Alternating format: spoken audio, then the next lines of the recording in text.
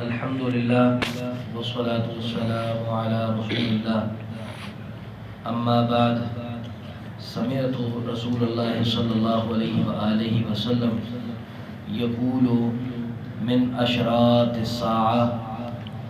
گرامی قدر احباب ذی وقار، ایک ایسا فرمان کہ جس کے متعلق سیدنا انس بن مالک رضی اللہ تعالی عنہ نے بیان کرتے ہوئے سننے والے کو کہا تھا کہ میرے بعد کوئی بھی تجھے یہ فرمان نہیں سنا سکے گا. وہ فرمان کیا تھا، اس کی حکمت اور وجہ کیا تھی، وہ بھی بعد میں ذکر. تو وہ جو فرمان رسول اللہ صلی اللہ علیہ وآلہ وسلم کا ہے وہ کیا تھا؟ کہتے ہیں کہ میں نے رسول اللہ صلی اللہ علیہ وآلہ وسلم کو فرماتے ہوئے سنا. آپ فرما رہے تھے کہ قیامت کی نشانیوں میں سے یہ کہ علم کم ہو جائے گا، نمبر ایک.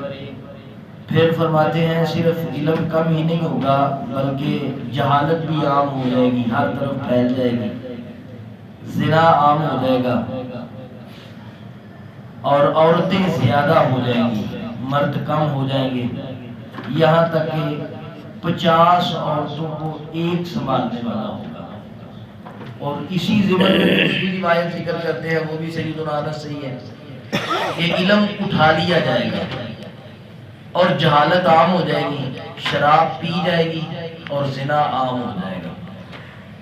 دیکھیے سب سے پہلی بات کہ سیدنا انس رضی اللہ عنہ کا یہ کہنا کہ میرے بعد تو اس حدیث کو کسی سے نہیں سنے گا، مطلب ان کا یہ تھا کہ بصرہ میں سب سے آخری صحابی جو فوت ہوئے تھے وہ سیدنا انس رضی اللہ تعالیٰ عنہ تھے، اور سیدنا انس رضی اللہ تعالیٰ عنہ ہی وہ آخری صحابی تھے کہ جنہوں نے رسول اللہ صلی اللہ علیہ وسلم سے ڈائریکٹلی یہ فرمان سنا ہوا تھا.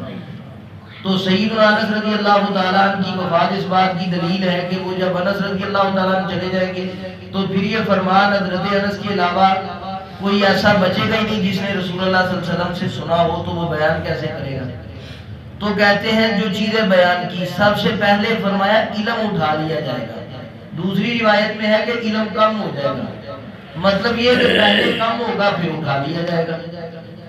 اب سوال یہ ہے کہ علم کیسے اٹھایا جائے گا؟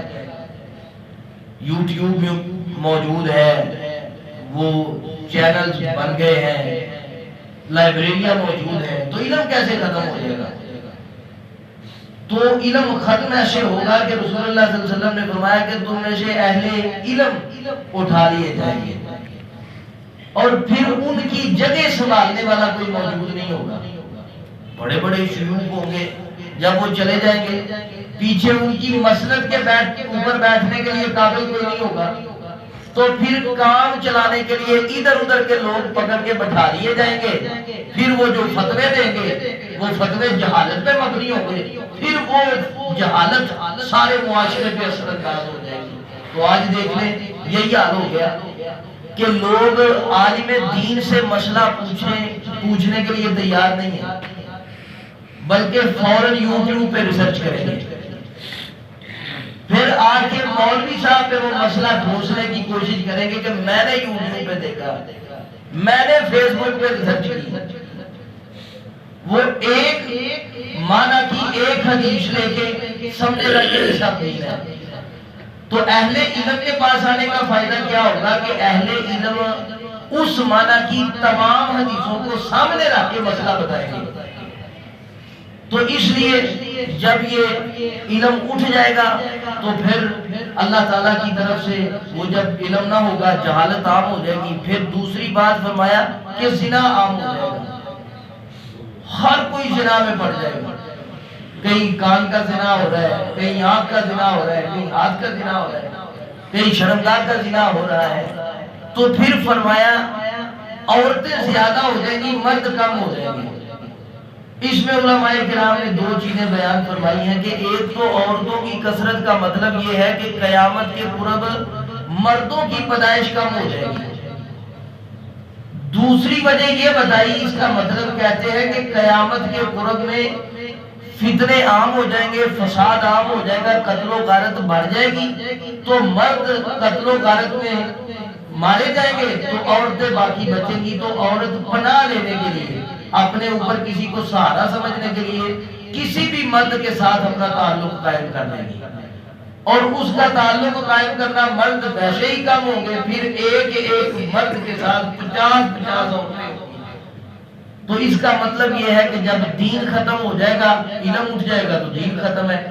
پھر جب انسان کی عقل شراب پیے گا، عقل ختم ہو جائے گی، زنا ہوگا تو نسل ختم ہو جائے گا، پتہ ہی نہیں ہوگا یہ کس کا بیٹا ہے، کس کی بیٹی ہے، یہ کس کا بھائی ہے، نسل ختم ہو گیا۔